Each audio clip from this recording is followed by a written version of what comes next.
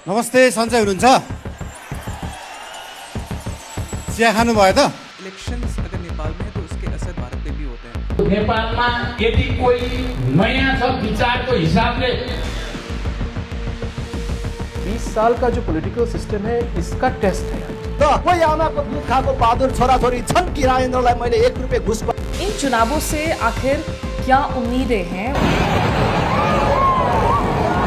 क्या India silently नजर बनाए हुए इन चुनावों पर? जहाँ पर पॉलिटिकल पार्टीज डिलीवर नहीं कर रहा है वहाँ पे क्या एक और दो इंसान मिलकर कुछ खास मैजिक कर पाएंगे?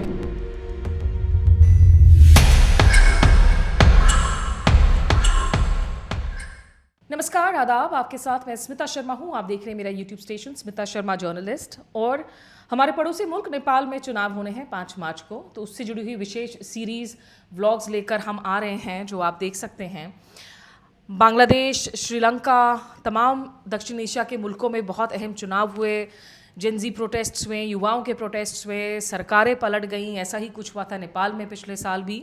और जिसके बाद सुशीला कर्की, जो कि पूर्व सुप्रीम कोर्ट की उनकी जस्टिस हैं, उनके नेतृत्व में अब ये चुनाव करवाए जा रहे हैं। इन चुनावों से आखिर क्या उम्मीदें हैं और इंडिया इन चुनावों को कैसे देख रहा है, ये समझने के लिए मेरे साथ मेरे 2 खास दोस्त हैं और ऐसे एक्सपर्ट्स हैं जो नेपाल को बड़ी बारीकी से समझते हैं, देखते हैं। कलोल भट्टाचार्य जी, आप हिंदू के सीनियर जर्नलिस्ट हैं और ऑथर भी हैं, और साउथ एशिया पर हमेशा इनकी पैनी नज़र बनी हुई होती है।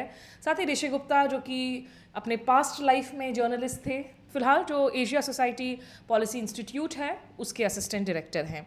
बहुत शुक्रिया ऋषि आपका भी हमारे साथ जुड़ने के लिए। अगर मैं शुरुआत कर सकूं, इन चुनावों में जेनजी प्रोटेस्ट हुआ, गुस्सा निकला लोगों का सड़कों पर। लोगों ने कहा हमें एक नई हुकूमत, एक नई पहचान चाहिए नेपाल के लिए। चुनाव भले ही हो रहे हों, लेकिन न्यू चॉइसेस एक्चुअली जनता के लिए कितने हैं? मेरा मानना है कि ये जो चुनाव आ रहे हैं इनमें एक सबसे बड़ा इशू ये है कि जो यूथ है उसने अपनी आवाज़ तो सामने रख दी है, लेकिन क्या उसका ग्राउंड बेस है?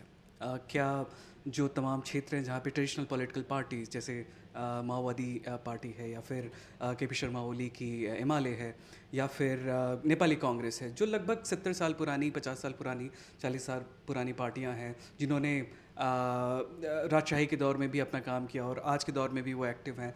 क्या उनके पास वो ग्राउंड वर्क है? क्या वो बेस है? अगर वो बेस नहीं है तो यूथ के लिए ये एक बात है कि वो अपनी बात कह सकें, अपनी बात सोशल मीडिया, क्योंकि माध्यम बहुत आसान हो गया है, अपनी बात को आराम से कह सकें। लेकिन उसके अलावा क्या ये इलेक्टोरल गेन्स में कन्वर्ट होगा? क्या इसके राजनीतिक निर्णय निकलेंगे, इसके चुनावी निर्णय निकलेंगे? ये एक बहुत बड़ा सवाल है। और मेरा मानना है कि चूँकि जो राष्ट्रीय स्वतंत्रता पार्टी है वो एक बड़ी दावेदार है, क्योंकि उन्होंने बालन शाह, जो एक ऐसे कैंडिडेट रहे हैं जिनकी एक पहुंच है यूथ के बीच में। दूसरा, वो एक ऐसे तबके से आते हैं, एक ऐसे क्षेत्र से आते हैं जहाँ पे बहुत मुश्किल रहा है नई पार्टियों का पहुंच पाना। मधेशी पार्टियां वहाँ बहुत एक्टिव रही हैं। ऐसे में अगर देखा जाए तो कॉन्टेस्ट मुझे लग रहा है कि ये एक ओल्ड गार्ड और न्यू गार्ड के बीच में है। लेकिन वो नए गार्ड के पास में सबसे बड़ा सवाल ये है कि क्या उसका ग्राउंड बेस है, और अगर वो न्यू वोटर्स पे रिलाई कर रहा है, अगर वो न्यू फर्स्ट टाइम वोटर्स पे रिलाई कर रहा है, अगर जेनजी पे रिलाई कर रहा है, तो उनका लगभग मुझे लगता है कि जो वोट शेयर है बहुत कम है। तो क्या आप लार्जर पॉलिटिकल कॉन्टेक्स्ट में उनको देख पाएंगे? ये बड़ा सवाल है। बालन शाह, दर्शकों को याद दिला दे, जो कि काठमांडू के मेयर हैं। वैसे उनकी पहचान बतौर एक रैपर है और वो आउटसाइडर हैं पॉलिटिक्स में। 2022 में चुनाव जीतकर जो हैं काठमांडू के मेयर बने। उन पर एक व्लॉग की है, वो भी आप देख सकते हैं उनकी बैकग्राउंड को समझने के लिए। कलोल, आप कैसे देख रहे हैं जहाँ तक इन चॉइसेस का सवाल है? आरएसपी जैसी नई पार्टियाँ हैं, लेकिन पुराने खिलाड़ी भी हैं, के पी शर्मा ओली हों, गगन थापा नेपाली कांग्रेस का एक नया चेहरा बनकर आए, लेकिन एक्चुअली में नया चेहरा नहीं है, बहुत लंबे समय से नेपाली कांग्रेस के साथ रहे हैं। तो क्या पुराने दल ही ज़्यादा हैं इस वक्त मैदान में, पुराने चेहरे ही ज़्यादा हैं इस वक्त मैदान में? देखिए, मेरे ख्याल से ये जो चुनाव है ये एक किस्म से जो नेपाल के 20 साल का जो राजनीति रहा है, 2005-2006 से लेकर 2026 का जो राजनीति रहा है, इस पूरे 20 साल का जो राजनीति है उसका एक परीक्षा का क्षण है। ये एक ऐसा मौका है जहाँ पर जिस तरह के सपने माओइस्ट रजीम ने दिखाया था लोगों को, वो सारे सपने टूट गए। क्योंकि माओइस्ट ने जो कहा था एक इंक्लूसिव सरकार बनाएंगे, एक इंक्लूसिव कॉन्स्टिट्यूशन बनेगा, वो सब कुछ हुआ नहीं और आखिर में एक सिर्फ दो एक किस्म का बाइपोलर सिस्टम बना के सेंट्रल कमिटी और स्टैंडिंग कमिटी, ये दोनों के बीच जो इनका जो गवर्नेंस स्ट्रक्चर बना पिछले 20 साल में, ये काम नहीं कर पाया। 2025 में उसका खात्मा हुआ। अब बात यह है कि अगर आपने 20 साल पहले एक इंसर्जेंसी, एक बिल्कुल ही एक रेवोल्यूशन के तरह से अपने एक राजनीतिक सिस्टम का जन्म दिया और जहाँ पर एक रेवोल्यूशन फेल कर जाता है, तो क्या एक रेवोल्यूशन के फेलियर के बाद और क्या हो सकता है, एक आम जनता के मतलब अगर दृष्टिकोण से हम बात को समझने की कोशिश करें कि भाई जहाँ पर एक रेवोल्यूशन डिलीवर नहीं कर रहा है, वहाँ पर चुनाव क्या डिलीवर करेगा हमारे लिए। बात यह है कि 20 साल का जो पॉलिटिकल सिस्टम है, इसका टेस्ट है आज, और इस टेस्ट में पिछले साल का जो वर्डिक्ट है वो ऑलरेडी आ चुका है कि भाई जो माओइस्ट्स है वो डिस्क्रेडिटेड हो चुके हैं। जो पहले के पार्टीज थे, जैसे ऋषि ने कहा कि पहले के पार्टीज, अब कांग्रेस के जो एलिट है वो भी डिस्क्रेडिटेड हो चुकी, कि वो माओइस्ट को बचाने में लगे हुए थे।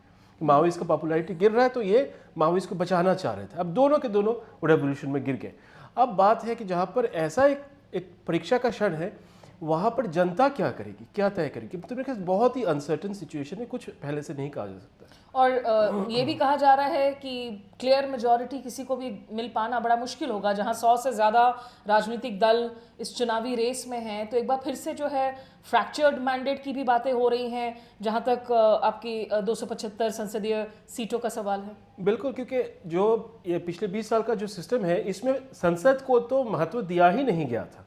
संसद के पास तब जाते थे जब इनको दुनिया को कुछ कहना होता था। मान लीजिए भारत को कुछ कहना होता था, लिम्पिया धुरा काला पानी के बारे में कुछ कहना, तो संसद में मेजॉरिटी लेके वो कुछ काम करते थे। पर जहाँ तक इंटरनल डेमोक्रेसी की बात है, वो कहाँ पे सेटल करते थे, वो स्टैंडिंग कमेटी में जाके बातें करते थे। तो अब बात है कि भाई इनको पार्लियामेंट को सशक्त बनाना है, एक नया सशक्त पार्लियामेंट इलेक्ट करना है। तो मुझे लगता है कि ये चुनाव सिर्फ एक चुनाव के तरह से इसको नहीं देखना चाहिए, क्योंकि बांग्लादेश के साथ अगर हम कंपेयर करें तो एक अच्छी बात है बांग्लादेश में कि एक एस्टैब्लिशमेंट पार्टी बीएनपी जिसने चुनाव को बॉयकॉट किया था, उसको ऑप्शन दिया गया था कि आप चुनाव लड़िए, और एस्टैब्लिशमेंट ने ही उनको सपोर्ट किया कि आप जीतिए और आइए। अब नेपाल में ये हाल है, जितने सारे एस्टैब्लिशमेंट ओरिएंटेड पार्टीज हैं वो सबके सब डिस्क्रेडिटेड हो चुके हैं। तो ऐसे में कौन, जैसे कि आपने कहा बुलंद शाह के बारे में, बुलंद शाह की राजनीतिक परिचय जो है वो 4 साल की है। भाई 40 साल और 50 साल वाले बैठे हुए हैं, वो डिस्क्रेडिटेड हो चुके, तो 4 साल वाले क्या प्रोड्यूस करेंगे एज अ सोल्यूशन, उस पर तो हमें भी सोचना चाहिए कि भाई कौन सा मैजिक पिल इनके पास है। ऋषि, जो हमने गुस्सा देखा यंग लोगों का, जो स्टार्ट हुआ था सोशल मीडिया बैन की वजह से, और फिर it became an entire divide की हैव्स और हैव नॉट्स के बीच में, कि भाई राजनेताओं के जो बच्चे हैं वो अच्छी शान शौकत की ज़िंदगी जी रहे हैं, हम लोग मेहनत कर रहे हैं, हमारे बच्चे बाहर जाते हैं, एम्प्लॉयमेंट नहीं है, भ्रष्टाचार इतना बड़ा हुआ है। और जिस तरीके से टारगेट किया गया, उस वक्त के प्रधानमंत्री केपी शर्मा ओली के मकान को जला दिया जाता है, दफ्तर को जला दिया जाता है, तमाम दूसरे नेताओं के साथ भी यही होता है।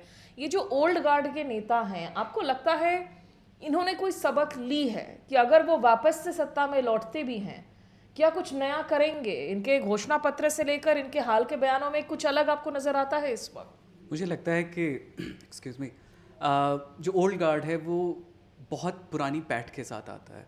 उसके लिए नई चीज़ों को एक्सेप्ट करना, उनके हिसाब से चलना, ऐसा लगता है कि बहुत बड़ा चैलेंज है। आप केपी शर्मा ओली की अगर पर्सनैलिटी को देखेंगे, बहुत लंबे समय से वो एक जो कम्युनिस्ट लीडरशिप का रोल है उनका, वो ऑरा लेके चलते हैं। अगर उनसे बदलाव की उम्मीद की जाए तो उन्होंने ज़रूर अपने पॉलिटिकल इलेक्शन मैनिफेस्टो में कुछ नई चीज़ें कही हैं कि 10 GB डेटा देंगे और 100 USD का एक कार्ड देंगे यंगस्टर्स को, लेकिन वो फ्रीबीज़ में आ जाता है। जो स्ट्रक्चरल कोर प्रॉब्लम्स हैं नेपाल की, उन्हें एड्रेस करने के लिए क्या ओल्ड गार्ड के पास कोई सॉल्यूशन है? मुझे नहीं लगता उनके पास है। उसका सबसे बड़ा फंडामेंटल रीज़न ये है कि वहाँ पे लीडरशिप चेंज नहीं हो रही है। केपी शर्मा ओली तीसरी बार फिर से उनका चुनाव हो गया है अपनी पार्टी में, चेयरमैन बन गए हैं। जो हमारे प्रचंड साहब थे, प्राइम मिनिस्टर प्रचंड, उन्होंने अपना एक नया दल बना लिया है अन्य पार्टियों के साथ में। नेपाली कांग्रेस में ज़रूर देखा गया है कि गगन थापा अपनी एक मजबूती के साथ वापस आए हैं, लेकिन गगन थापा कितना कर पाते हैं वो भी एक बड़ा चैलेंज होगा, क्योंकि पार्टी भी डिवाइडेड है। शेर बहादुर देवबा उधर सिंगापुर में बैठे हुए जी, तो वो एक डिवाइडेड पार्टी है। लेकिन इन दोनों के पास में अगर देखा जाए तो उन्होंने लीडरशिप नहीं छोड़ी है। भले ही एक नया लबादा निकाल लिया है, ओढ़ लिया है, या फिर कुछ नई चीज़ें इलेक्शन मैनिफेस्टो में, लेकिन कितने इलेक्शंस हो चुके हैं नेपाल में। आप पिछले 2008 से देखिए, 2008 में इलेक्शंस हुए, 2013 में हुए, 2017 में हुए, 22 में हुए, अब 26 में होने वाले हैं। आप देखिए कितने इलेक्शन मैनिफेस्टोज आए। मैं तो कहता हूँ, जैसे अभी कल ने कहा कि जो कॉन्स्टिट्यूशन असेंबली थी, उसमें जब कॉन्स्टिट्यूशन बन रहा था तो एक्चुअली में वो कितना उस रेवोल्यूशन और उस मूवमेंट का इनटेक ले रहा था। क्या जो कॉन्स्टिट्यूशन बना, क्या उसकी सारी की सारी जो लोगों के उस वक्त की एस्पिरेशंस हैं उनको इंक्लूड किया? अंततोगत्वा वो जो राजनीति है आज के नेपाल की, उसमें कुल मिलाकर देखा जाए तो जो कंपल्शन ऑफ कोएलिशन है, जैसे मैं काफ़ी बार लिख चुका हूँ कि अगर कोई पार्टी कोएलिशन में है तो वो दूसरे को बचाने का प्रयास करती है, दूसरी पार्टी आपको बचाने का प्रयास करती है। आज अगर आप दुश्मन हैं तो कल दोस्त हो जाएंगे। क्यों? क्योंकि आप पावर छोड़ना नहीं चाहते हैं। फिर से मैंने एक बात और लिखी है कि कोई पार्टी नेपाल में, जितनी भी ट्रेडिशनल पार्टीज़ हैं, अभी 100 से ज़्यादा पार्टीज़ और इंडिपेंडेंट कैंडिडेट्स कॉन्टेस्ट तो कर रहे हैं, लेकिन जो की पार्टीज़ हैं उसमें नेपाली कांग्रेस, एमाले और माओइस्ट सेंटर, जिसको अभी नेपाल कांग्रेस पार्टी बना दिया है, नेपाली कांग्रेस पार्टी, और फिर चौथी आरएसपी है। इनमें से अगर 3 को देखा जाए तो इन्होंने कभी भी अपना बेस नहीं छोड़ा है। इन्होंने जिस तरह की पॉलिटिक्स पहले की थी उसी तरह की पॉलिटिक्स आज भी कर रहे हैं। तो क्या जो फंडामेंटल शिफ्ट है, क्या उनके अंदर आया है? क्या लीडरशिप शिफ्ट उन्होंने एक्सेप्ट किया है? और अगर नहीं किया है तो सवाल ये कि क्या जो यंगर जनरेशन है, जो एक एस्पायरिंग यूथ है, क्या उनके साथ वो कनेक्ट करता है, नहीं करता है? और यही एक रीज़न रहा है कि आप देखेंगे होने वाले चुनाव में किसी भी पार्टी ने, जो पुरानी पार्टीज़ हैं, उन्होंने कोई भी इलेक्टोरल अलायंस नहीं किया है। कोई किसी एक दूसरे के साथ नहीं दिखना चाहता है। जो होगा सो बाद में डिसाइड करेंगे। क्यों? क्योंकि वो बाद में ही आप आपस में गेम खेलते रहते हैं। चलिए आपको इतनी पार्टी मिल गई, आपको इतनी पार्टियाँ मिल गई। तो जो मैं पहली बात कह रहा था कि कोई भी पार्टी अपोजिशन में बैठना ही नहीं चाहती। ये बहुत बड़ी एक प्रॉब्लम है कि जो सत्ता की भूख है, आप जो पावर ग्रीड है, उसके आधार पर अगर राजनीति कर रहे हैं तो स्ट्रक्चरल चेंजेस आखिर क्या हो पाएंगे? जो लोगों के एस्पिरेशंस है वो आप कभी क्या मिल पाएंगे या नहीं? लेकिन यहाँ एक थोड़ा सा बालन शाह पर चर्चा करते हैं, क्योंकि उनको लेकर एक बड़ी दिलचस्पी है चारों तरफ। इंटरव्यूज़ नहीं देते हैं, वो अभी भी नहीं दे रहे हैं शायद इंटरव्यूज़। पहले विवादित बयानों के लिए भी रहे हैं खबरों में, जब उन्होंने कहा था कि ज़रूरत पड़े तो मैं सिंह दरबार को आग लगा दूंगा, लेकिन प्रोटेस्ट के दौरान वो खामोश बैठे हुए थे और लोगों को कहा कि जब केपी शर्मा ओली ने रिज़ाइन कर दिया कि अब आप शांत हो जाएं। क्या लगता है बालन शाह को देखकर, जो पेशे से दरअसल एक सिविल स्ट्रक्चरल इंजीनियर हैं, उनकी गवर्नेंस मॉडल क्या होगी? क्यों अपील कर रहे हैं वो लोगों को, अगर वो कर रहे हैं तो? देखिए, नेपाल में जो पॉलिटिकल सिस्टम पिछले मान लीजिए पिछले 35 साल से जो हमने देखा, 1991 की अगर हम बात करें, तब से जो पॉलिटिकल सिस्टम रहा है उसमें पॉलिटिकल पार्टीज़ का प्रोमिनेंस रहा है। अब जैसे बालन शाह की अगर हम बात करें तो इनका जो उत्थान है, इनका जो अराइवल है ऑन द पॉलिटिकल सीन, ये एज अ पर्सन है।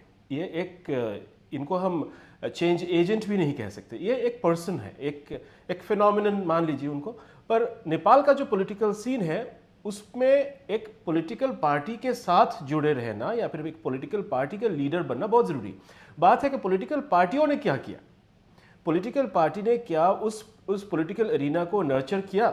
नहीं, उन्होंने अपने नेताओं को नर्चर किया। नेपाल के जो पॉलिटिकल लीडर्स का जो करप्शन है और जो हमने जो फोटोज़ देखे पिछले साल, वो तो सबके सामने है, किस तरह के पैसे घरों में पाए गए और क्या हुआ। तो जहाँ पर पॉलिटिकल पार्टीज डिलीवर नहीं कर रहा था, तो अब ऐसा एक समय है जहाँ पर लोगों का अटेंशन बालन शाह पे जा रहा है कि शायद ये कुछ करेंगे। अब बड़ा ही फ्रेजाइल होता है जहाँ पे आपके जैसे मान लीजिए पॉलिटिकल पार्टीज तो एक ट्रेडिशन से निकल कर आते हैं ना। अब पॉलिटिकल पार्टीज जहाँ पर डिलीवर नहीं कर रहा है तो एक आदमी, एक इंसान अकेले क्या करेगा? भले उनके बड़े सारे वेल विशर्स होंगे, तो बात यह है कि उनका अपना कोहॉर्ट क्या है, क्या उस कोहॉर्ट सिस्टम में मल्टीपल पॉलिटिकल पार्टीज है? जैसे कि अगर हम जयप्रकाश नारायण की बात करें भारत के इतिहास में, जिनका भी नेपाल के साथ बहुत स्ट्रांग एक रिलेशन था एक ज़माने में, जयप्रकाश नारायण ने अपना कोहॉर्ट बनाया। उस कोहॉर्ट में से उन्होंने इंदिरा गांधी को चुनौती देने के लिए एक लीडर को निकाला। क्या बालन शाह वैसे कुछ कर सकते हैं कि अब वो शायद अपने आप को पिच करे, दूसरे पॉलिटिकल पार्टीज़ को अपने एक वेल विशर्स की कोalition बनाए? क्या कुछ ऐसा कर सकते? तो मेरे ख्याल से चुनाव के साथ ये सब जो सवाल है, ये भी हमें देखना पड़ेगा कि भाई जहाँ पर पॉलिटिकल पार्टीज डिलीवर नहीं कर रहा है वहाँ पे क्या एक और दो इंसान मिलकर कुछ खास मैजिक कर पाएंगे? क्योंकि ये सब अब पॉसिबिलिटीज के रेल्म पर है और मुझे नहीं लगता कि एक और दो इंसान से कुछ होगा जहाँ पर ट्रेडिशंस फेल कर रहे थे। ऋषि, बालन शाह ने अपने आप को लेकर एक एनिग्मा तैयार किया हुआ है। मुझे लगता है जो पॉपुलिस्ट सेंटिमेंट्स होते हैं और जो इलेक्टोरल पॉलिटिक्स होती है उससे बहुत ज़मीन आसमान का अंतर होता है। बालन शाह की अगर राजनीति पिछले 2022 में वो काठमांडू के इंडिपेंडेंट मेयर बने, बहुत दिग्गज नेताओं को उन्होंने हराया, बहुत बड़ा वोट मार्जिन था जिससे वो जीते। लेकिन अगर कायदे से देखा जाए तो कभी कभी उनके ट्वीट्स कुछ ना कुछ परेशान करने वाले होते हैं। मैं उन्हें उन ट्वीट्स को नेम नहीं करना चाहूँगा, लेकिन कुछ ऐसे ट्वीट्स भी किए उन्होंने जो शायद भौगोलिक दशा जिस हिसाब से नेपाल की है उसके हिसाब से उसकी फॉरेन पॉलिसी पे उसका बहुत बड़ा इन्फ्लुएंस हो। देखिए, जो यूथ लीडर्स होते हैं उनके पास में सबसे बड़ी जो कमी होती है वो होती है एक्सपीरियंस की। वो करना बहुत कुछ चाहते हैं, ओवरनाइट एक बदलाव लाना चाहते हैं, लेकिन नेपाल जैसे देश को चलाने के लिए जहाँ पे केवल एक ही तरह के लोग नहीं हैं बल्कि तमाम तरह की रिलीजन्स हैं, कास्ट हैं, क्रीड्स हैं, डिफरेंट एथनिसिटीज़ हैं, आपको सबको साथ में लेके चलना है। क्या आप वो कर पाओगे? वो एक सबसे बड़ा सवाल है। दूसरा, आई थिंक जो बालन शाह की स्टाइल है काम करने की बहुत डिस्ट्रप्टिव रही है। अगर उनके जो मेयर डेज को देखा जाए शुरुआती दिनों को, तो बड़ा डिस्ट्रप्टिव रहा है, लोगों को हटा देना। अगर वो एक बहुत प्रेशर के साथ में आएंगे, एक इंसान पे, जैसे कल्लो ने कहा कि एक इंसान पे इतना ज़्यादा भरोसा कर लेना कि वो सब कुछ डिलीवर कर सकता है, वो नेक्स्ट टू इम्पॉसिबल है। आप पूरा का पूरा पॉलिटिकल मैंडेट सारा का सारा बालन शाह पे डाल रहे हो और उन्हें डिलीवर करना है, it's next to an impossible task. Secondly, जिस पॉलिटिकल कॉन्स्ट्रक्ट में बालन शाह हैं, जिस पार्टी के साथ में हैं, पहले वो इंडिपेंडेंट थे, अभी आरएसपी में आ गए हैं, उस पार्टी में ही इतने सारे दिग्गज नेता जो अपने आप को मानते हैं, जैसे रवि लामिछाने या फिर सलीम बागले, अगर आप इनको देखें तो ये एक बहुत डिफरेंट पर्सनैलिटीज़ हैं। तो जो चांसेस ऑफ कॉन्फ्लिक्ट है, मुझे नहीं लगता बहुत से लोगों ने इस चीज़ पे ध्यान दिया है कि वो एक स्ट्रॉन्ग पर्सनैलिटीज़ है। जैसे मान लीजिए ओली और प्रचंडा कभी साथ नहीं बैठ पाते थे क्योंकि दोनों ही एस्पायरिंग पर्सनैलिटीज़ थे। ऐसे में अगर इनके केस में भी देखा जाए, आप एक मैंडेट तो ज़रूर ला सकते हो क्योंकि आपने यूथ को लेकर आवाज़ उठाई है, लेकिन क्या उस आवाज़ के साथ में आप अपनी पर्सनैलिटीज़ को या अपने एस्पिरेशंस को दबा पाएंगे? क्या आप नेशनल इंटरेस्ट में आगे बढ़ पाएंगे? ये एक बहुत बड़ा सवाल है नेपाल का। ज़रूरी सवाल है। साइकिल ट्रैक्टर के पहिए अगर अलग अलग दिशा में जा रहे हो तो वो ट्रैक्टर किस ओर जाएगा। यहाँ पर लास्ट कुछ सवाल कल्लोल अगर आपसे, क्योंकि आप मधेश पर भी खास नज़र रखते हैं, तराई की जो पार्टियाँ हैं, ये चुनाव नेपाल के संघीय ढांचे के लिए मधेश पार्टीज बनाम पहाड़ की जो पार्टियां हैं उसके नज़र से भी ये काफ़ी इम्पोर्टेंट माना जा रहा है। कैसे देख रहे हैं मधेश की पार्टियां इस वक्त इस चुनाव को? मधेश की पार्टियों के लिए हमेशा से काठमांडू का जो पॉलिटिक्स है वो एक पॉलिटिक्स ऑफ प्रॉमिस रहा है कि काठमांडू के जो एलीट है वो हमें कुछ प्रॉमिस कर रहे हैं, वो डिलीवर करेंगे। यही उनका एक रेसिपिएंट लेवल का एक अप्रोच रहा है, क्योंकि वो बड़े ही किस्म के हेल्पलेस सिचुएशन से आते हैं। नेपाल के पॉलिटिकल एरिना में उनका जो एंट्री है वो कोई डिसीजन मेकर या फिर डिसाइसिव कुछ करने के हालत में नहीं होते। तो उनका जो हेल्पलेस नेचर है वो ये इस बार भी उनका वही अप्रोच रहेगा कि हम रेसिपिएंट क्लास है, आपके पॉलिसीज़ का कृपा करके हमारे जो कंसर्न्स है उसको ज़रा एड्रेस करिए। अब बात यह है जहाँ पर पहले ही कहा हमने कि जहाँ पर माओइस्ट हुकूमत ने एक कॉन्स्टिट्यूशन बनाया, उसको अडॉप्ट किया और आखिर में वो कॉन्स्टिट्यूशन जो एक इंसर्जेंसी और रेवोल्यूशनरी स्पिरिट से बना कॉन्स्टिट्यूशन, वो एक स्टेटस कोइस्ट कॉन्स्टिट्यूशन बन गया।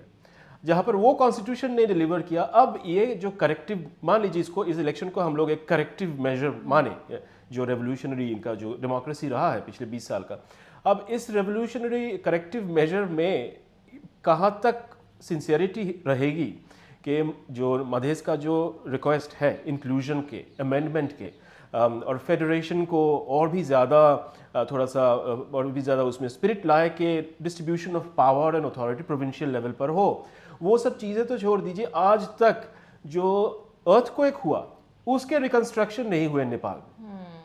तो ऐसा एक गवर्नेंस स्ट्रक्चर जो अपने हिल्स के लिए, जो हिमाल के लिए वो रिकंस्ट्रक्शन पूरा नहीं कर पाए, वो इस तरह की जो प्रिंसिपल्स है वो कहाँ पर डिलीवर करेंगे कि भाई प्रोविंशियल लेवल पे एक फेडरेटेड स्टेटस को और स्ट्रेंथन किया जाए। ये सब चीज़ें तो खैर मेरे ख्याल से अगर मधेसी पार्टीज अगर सीटें जीते तो मेरे ख्याल से वो कुछ रिक्वेस्ट कर सकते हैं फोर्सफुली, वरना तो नहीं।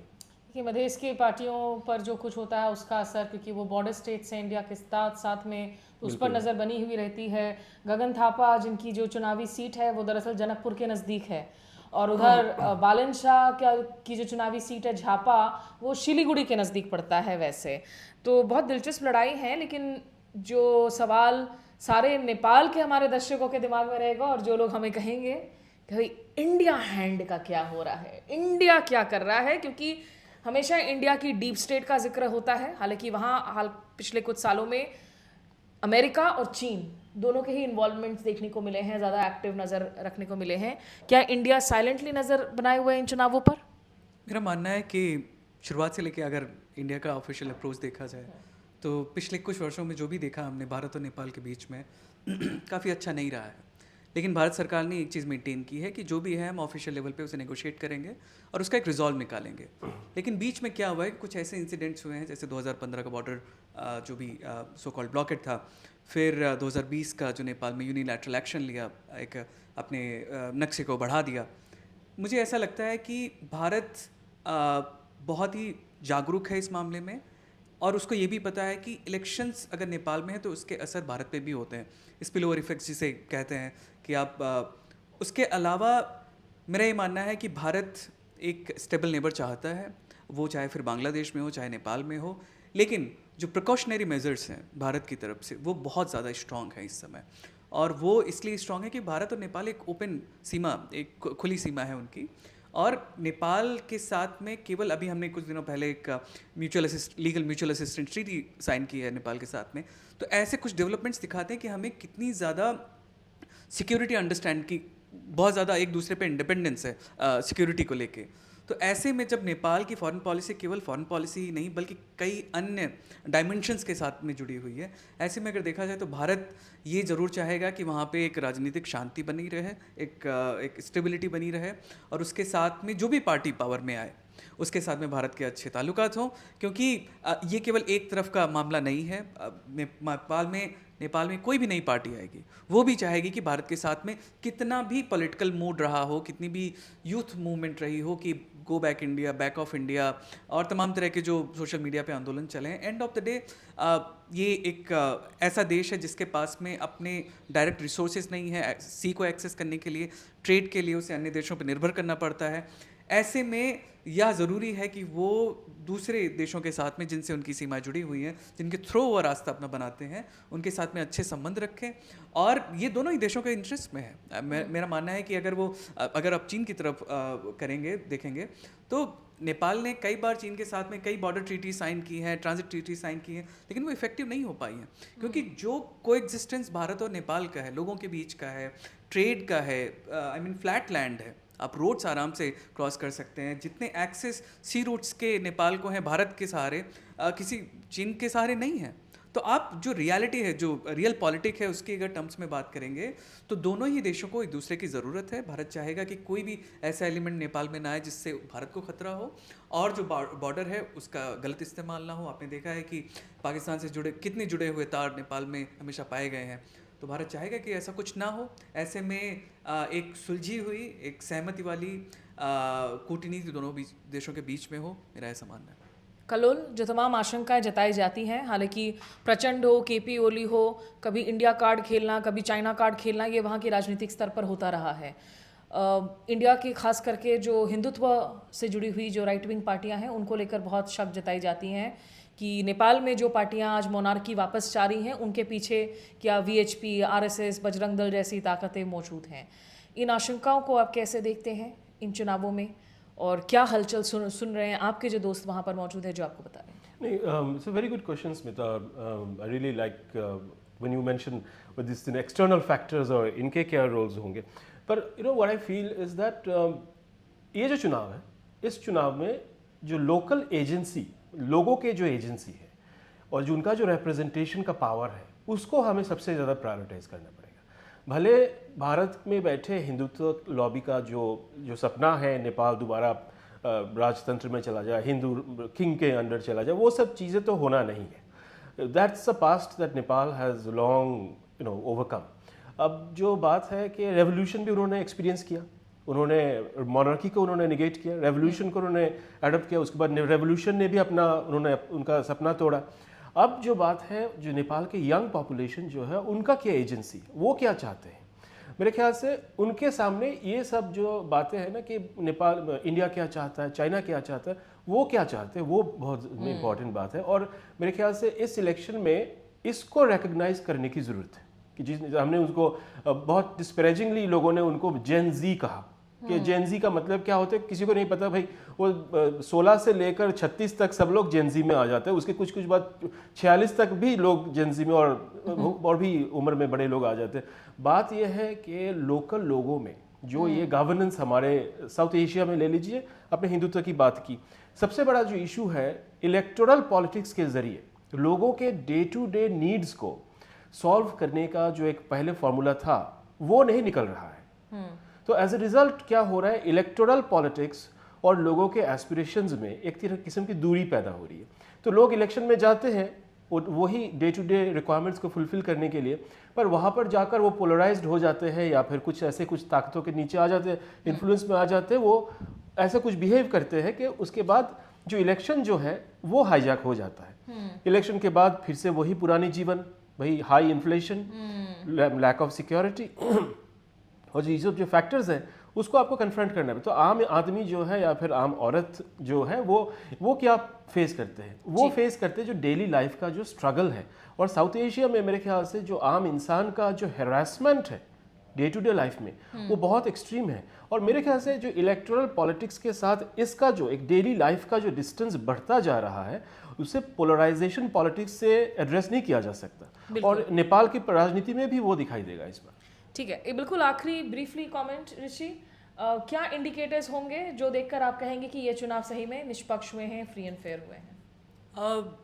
मेरा मानना है कि सबसे बड़ा सवाल ट्रांसपेरेंसी को लेकर बहुत बार उठता रहा है, लेकिन नेपाल के केस में अगर देखा जाए तो बहुत बार ऐसी खबरें नहीं आई हैं। जैसा बांग्लादेश के केस में आप सुनते रहते हैं कि इलेक्शन हाईजैक हो गया, और जहाँ तक देखा गया है नेपाल के डेमोक्रेटिक हिस्ट्री जो है पिछले 17 साल की, उसमें इलेक्शंस फेयर रहे हैं, कुछ छुटपुट घटनाओं को छोड़कर।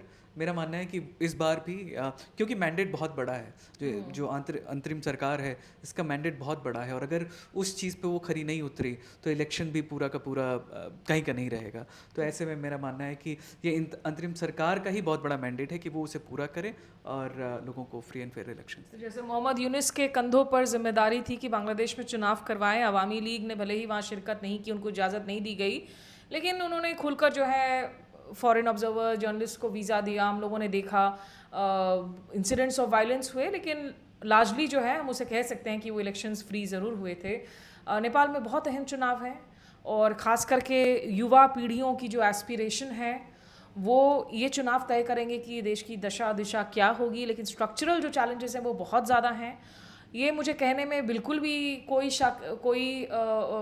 मुझे हेजिटेशन नहीं है कि भारत ने बहुत गलतियां की हैं अपनी नेपाल नीति में, जिनमें से कि एक बहुत बड़ी गलती थी 2015 का वो ब्लॉकेड, और जिसकी वजह से पूरा का पूरा पीढ़ी है नेपाल के अंदर जो भारत से दूर चला गया था। लेकिन नॉट ऑल इज़ लॉस्ट, दोनों रिश्तों के बीच में, जैसे ऋषि ने भी कहा कि ये एक बहुत अहम सांस्कृतिक, ऐतिहासिक, सामरिक, अब जिस दृष्टि से भी देख ले, आर्थिक दृष्टि से भी देख ले, ये एक अहम रिश्ता है।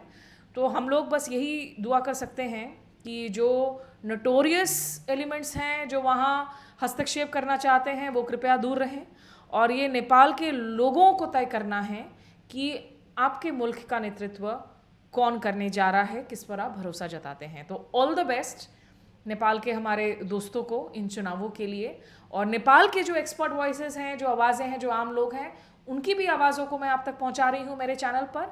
आज मैंने सोचा कि दिल्ली से हम काठमांडू को इस पर कैसे देख रहे हैं इन चुनावों को, उस पर दो जो बहुत बढ़िया आवाज़ें हैं उनसे बात कर ली जाए।